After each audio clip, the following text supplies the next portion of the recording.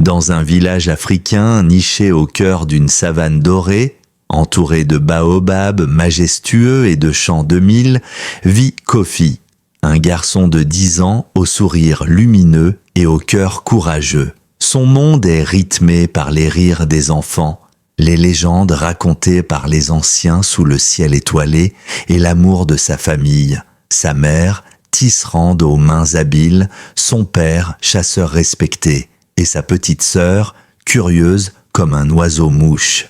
Un jour, un malheur frappe le village, une sécheresse implacable s'abat sur la terre, asséchant les puits, brûlant les récoltes et chassant les animaux. Les nuages deviennent des étrangers et l'espoir s'effrite comme la poussière sous les pieds. Pire encore, un mystérieux fléau s'empare des habitants, des fièvres nocturnes, des rêves tourmentés et des murmures venus des collines interdites. Les anciens évoquent une malédiction oubliée, liée à un secret enfoui dans la grotte sacrée du mont Kilima. Kofi, refusant de voir son peuple souffrir, décide d'agir. Armé d'un courage naïf, d'un collier de perles offert par sa mère, symbole de protection, et des enseignements de son grand-père disparu, il part en secret vers la montagne maudite.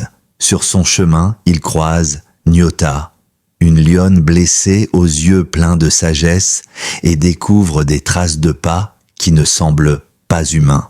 Élément clé à développer, un mélange de réalisme magique, tradition spirituelle, connexion avec la nature, animaux symboliques.